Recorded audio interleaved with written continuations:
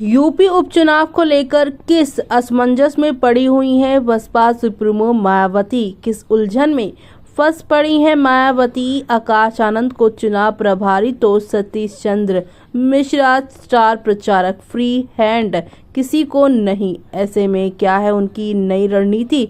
चलिए जानेंगे खबर को विस्तार से। तब तक आप हमारे चैनल टीसी न्यूज चैनल को लाइक एंड सब्सक्राइब करना ना भूलें।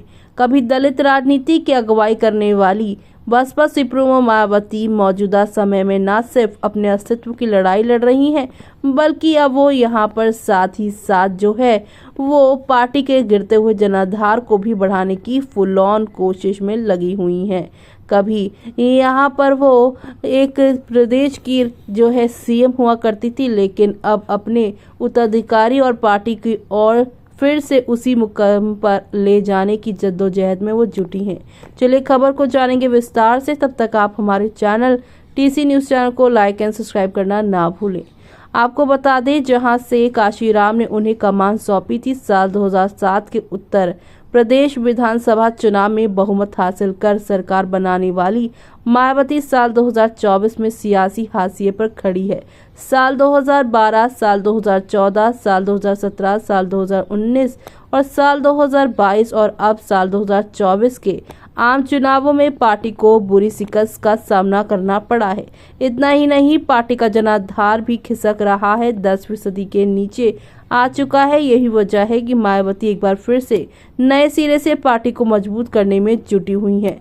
हरियाणा विधानसभा चुनाव में करारी शिकस्त के बाद अब पार्टी महाराष्ट्र और झारखंड के साथ ही उत्तर प्रदेश की 9 विधानसभा चुनाव भी अकेले लड़ रही है। भाजपा का इतिहास तो काफी पहले अच्छा था। वैसे तो भाजपा का इतिहास उपचुनाव से दूरी का भी रहा है, लेकिन इसी सियासी मजबूरी कहें या फिर अस्तित्व बचाने की लड़ाई, इस बार मायावती ने यूपी की सभी 9 सीटों पर अपने प्रत्याशी उतारे हैं।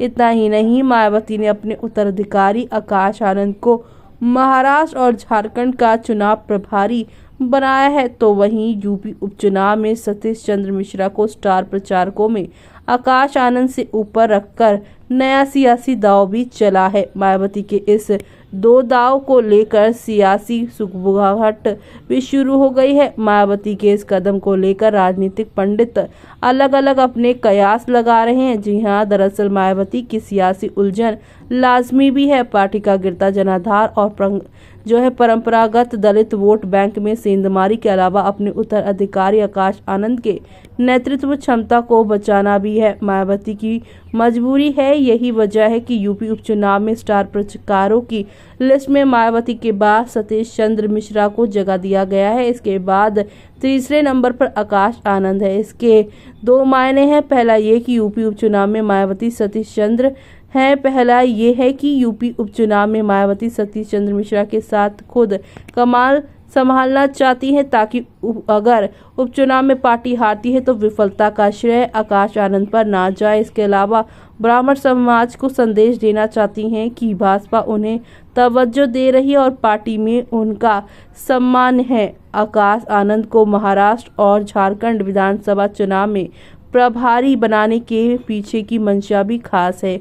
अब यहाँ पर ये सारी बातों पर आपका क्या कहना है, हमें कमेंट बॉक्स में कमेंट करके बताना बिल्कुल भी ना भूलें आप।